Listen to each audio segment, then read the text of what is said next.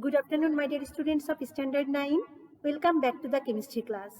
We are talking about chapter 4 of your chemistry book, Periodic Table. Last class, we had learned periodic table, about periodic table, that is history of periodic table and also characteristics of periodic table.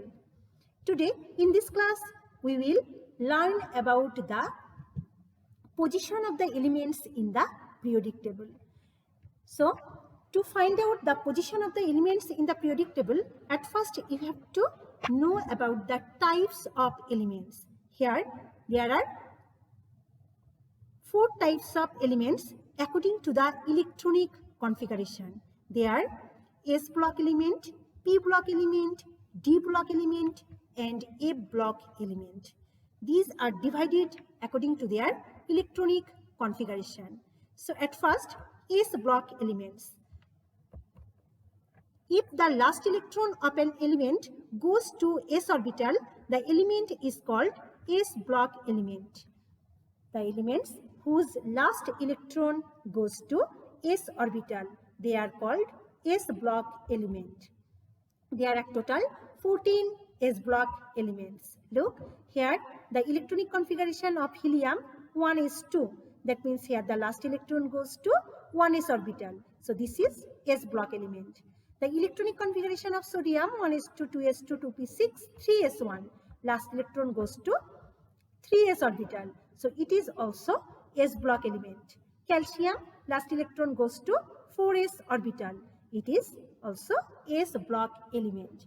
In this way, there are total 14 s block elements. Now, p block elements. Here also, the elements where last electron goes to p orbital, they are called p block elements. If the last electron of an element goes to p orbital, then the element is called p block element. There are total 36 p block elements. Look, oxygen 1s2, 2s2, 2p4. Here last electron goes where? Last electron goes to 2p orbital. So oxygen is a p block element. Aluminium, last electron goes to 3p orbital, 3p1. So aluminium is also a p block element. Argon, here last electron goes to 3p orbital, 3p6. So argon is also a p block element.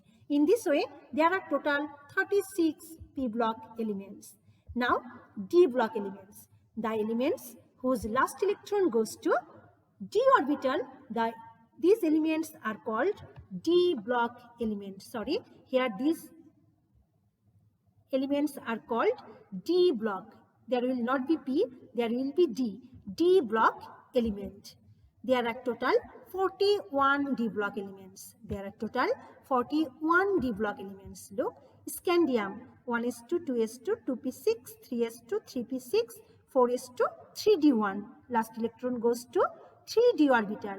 The electronic configuration of scandium you will write like this way: 1s2, 2s2, 2p6, 3s2, 3p6, 3d1, 4s2. But the last electron does not go to 4s orbital. The last electron goes to 3d orbital. So scandium is a d block element. In the same way, iron, here also last electron goes to 3d orbital, 3d6. But you will write the electronic configuration like this way: 3d6, 4s2.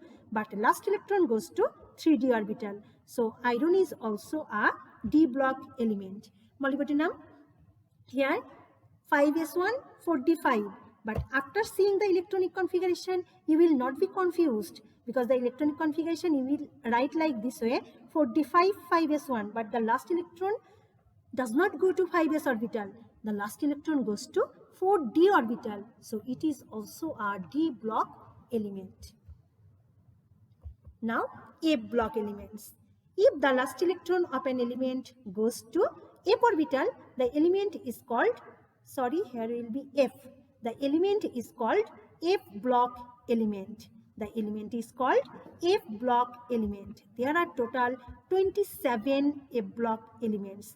Actually, already you learned lanthanoid series and actinoid series. Here, lanthanoid series, there are 14 elements, and actinoid series, there are also 14 elements. But in actinoid series, the first element, thorium, it is not a block element. Other 13 elements, and in lanthanoid series there are 14 elements.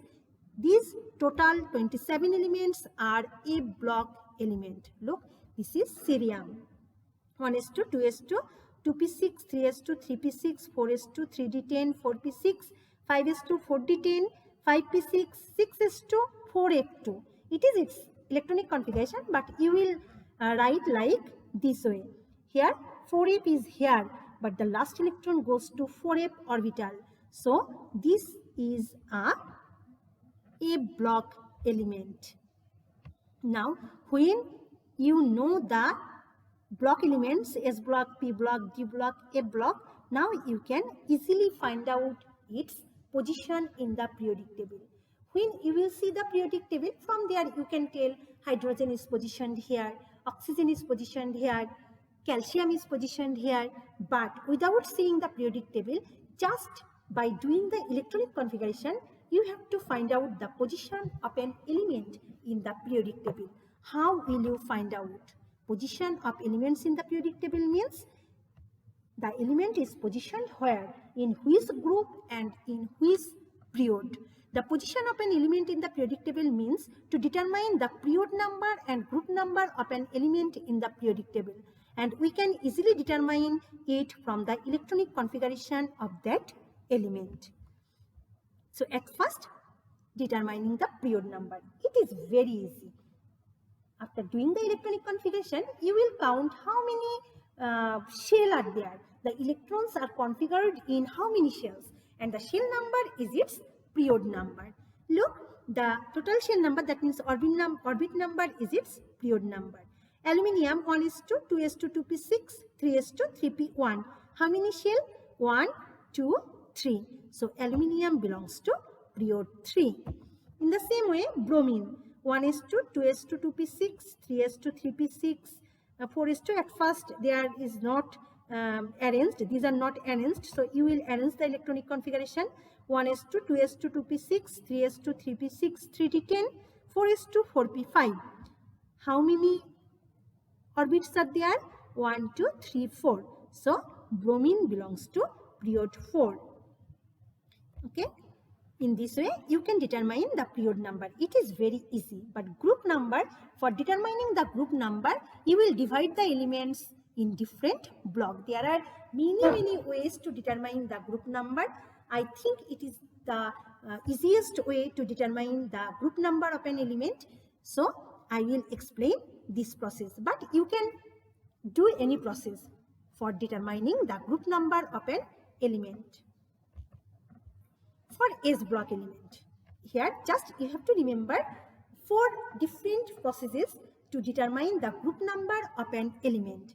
So for S block element, the number of electron of the last shell or last orbit is the group number of that element. The number of electron of the last shell or last orbit is the group number of that element. Here only helium is an exception. You know, helium is a S block element because its last electron goes to 1s orbital, but helium is an exception. Except helium, all S block elements are of group 1 and group 2 elements, because in S orbital there are only 2 electrons, either S1 or S2. So number of electron is the group number of S block element, except helium. Helium has 2 electrons on its last shell, on its only one shell, but the group number of helium is 18. Just you have to remember this. There is no there is no reason for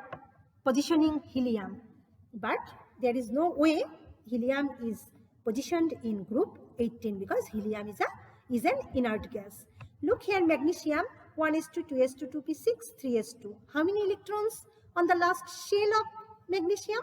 2 electrons. So helium is positioned in group 2 and there are total 3 shells. So it is the element of period 3, group 2.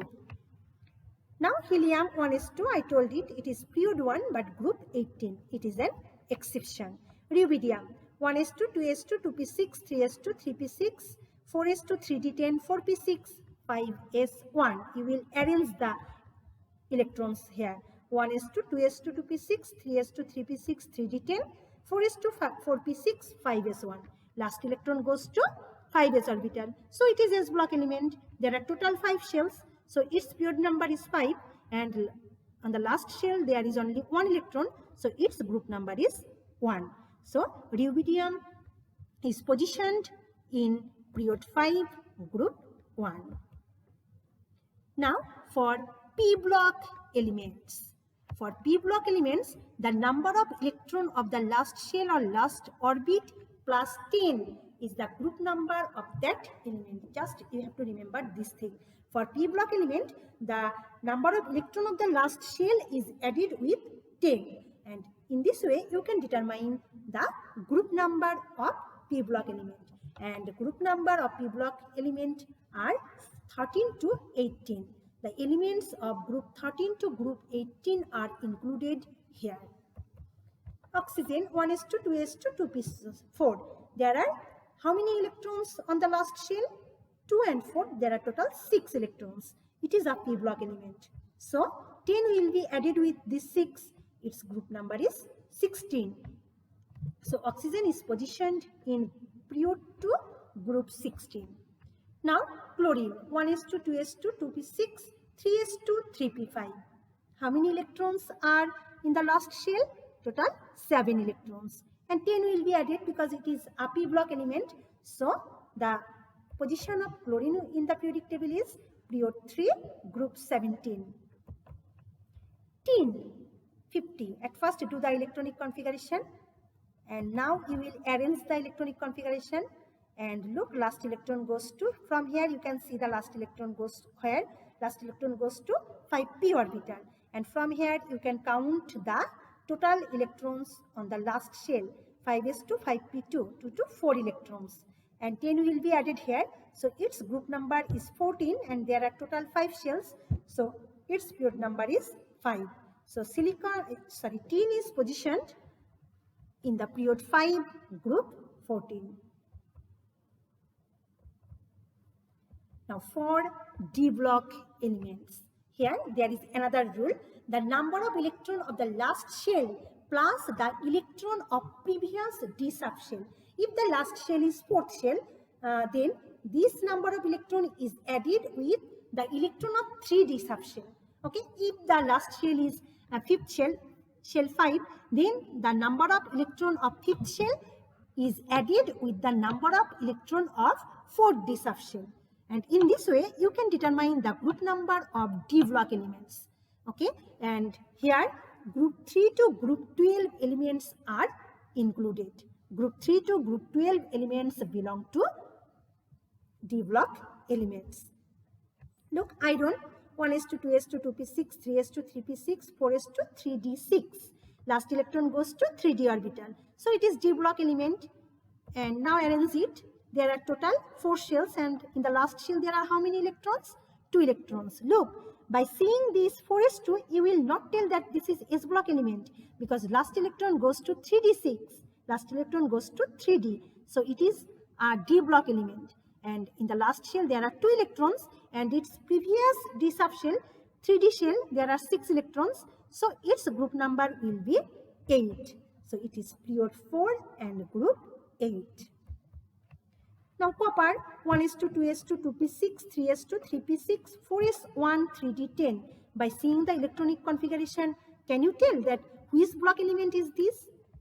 There is 4s1 and 3d10, but last electron goes where?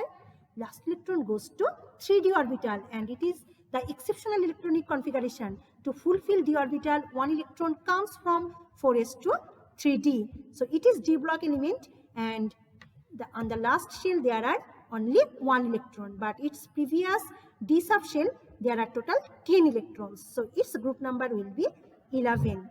So period 4, group 11. Copper is positioned in period 4 and group 11. Now cadmium. Cadmium, do the electronic configuration. 5s2, 4d10. Now arrange the electrons here. 1s2, 2s2, 2p6, 3s2, 3p6, 3d10, 4s2, 4p6, 4d10, 5s2. How many electrons are on the last shell? 2 electrons. and its previous d subshell, there are total 10 electrons. So its group number will be 12, and it is in the period 5 because there are total 5 shells. So it is period 5 and group 12. Now for F block elements. For F block elements, here just you will see that the last electron goes to F orbital. If the last electron goes to 4f orbital, the elements are of lanthanide series, and if the last electron goes to 5f orbitals, the elements are of actinide series. So here no need to find out the group number or period number. Just if the elements are F block element and the last electron goes to 4f orbital, then the elements are lanthanide series element, and if the last electron goes to 5f orbitals, then the elements are of actinide series element. Here look, for this element, here last electron goes to 4f orbital. Now arrange this, there are total 6 shell. So it is a lanthanide series elements. And for plutonium, here the last electron goes to 5f orbital. After arranging the electronic configuration, you got total 7 orbits. So this is actinide series elements. Now there is a table for determining the group number. Now in your book there are total 18 groups from group 1 to group 18, but there are another types of group, that is group 1 is also called group 1A. In the same way, group 2 is also called group 2A. In MCQ, sometimes this type of group comes, and if you don't know about this group, then you cannot answer this question. Group 1 is also called group 1A. Group 2 is also called group 2A. Now, group 13, group 3A, group 14, it is group 4A, group 15, group 5A, group 16, group 6A, group 17, group 8A, and group 18, these are group 8A. Look, all these are S block and P block elements. S block and P block elements are of A type of element, group 1 to group 8A, and group 3, that is group 3B, and group 4, that is group 4B, and group 5, this is 5B, 6, 6B, 7, 7B, and group 8 to 10, all are group 8B. 8, 9, 10, all are group 8B, and group 11, it is group 1B, and group 12, it is group 2B. That means from group 3 to group 12, they are B group of elements. They all are D block elements.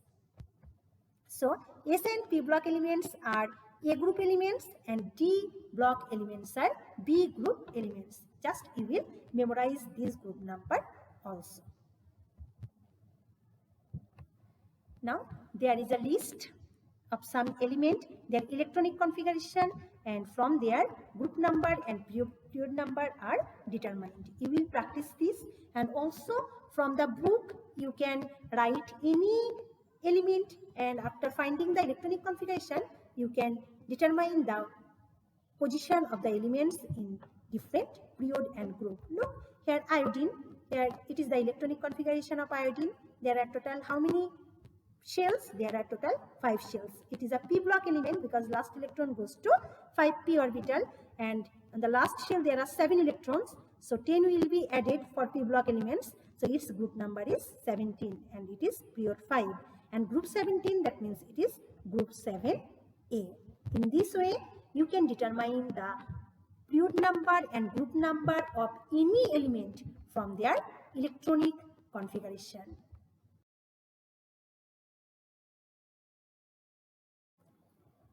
Now, electronic configuration is the main basis of periodic table. Dear students, look, for determining the group number and period number of an element, you have to know the electronic configuration of that element. And also from the electronic configuration of an element, we can determine an element can be metal or non-metal also. An element can be turned to positive ion or negative ion also. We know atomic number is the identity of an element, and electronic configuration depends on the atomic number.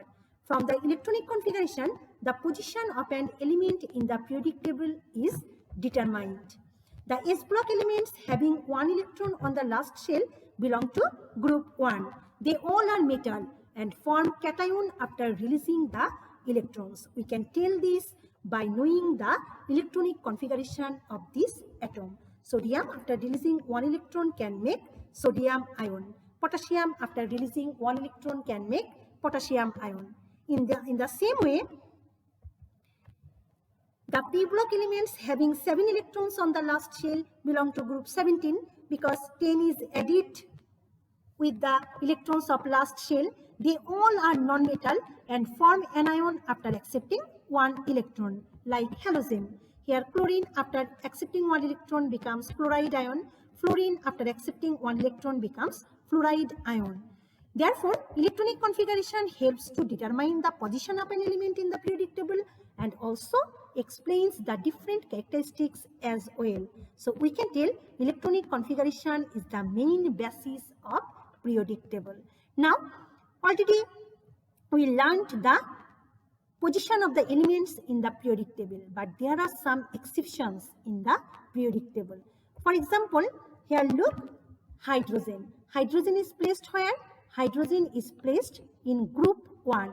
In group 1, these elements look lithium, sodium, potassium, rubidium, cesium, francium. All are metals. Only one similarity is there, that is, there is one electron on the last shell of these elements and also one electron on the last shell of hydrogen. But hydrogen, it is a metal?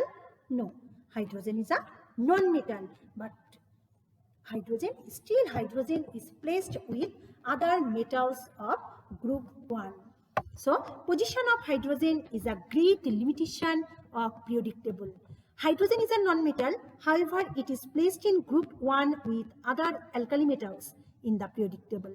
Because like other alkali metals, hydrogen has one electron on its outer shell. Hydrogen has also similarities with halogen elements, isn't it? Hydrogen, it can accept one electron and makes hydrogen anion, and also halogens can do this. Halogen, they have 7 electrons on the last shell, so they can accept one electron and make uni-negative ion. And hydrogen can also do this. But though some properties of hydrogen is similar to the halogens, but it has mass similarity with alkali metals. So hydrogen is placed in group 1 with other alkali metals, but it is a limitation of periodic table. In the same way, the position of helium also. From the electronic configuration of helium, we see that there are 2 electrons on the last shell, but it is inert gas.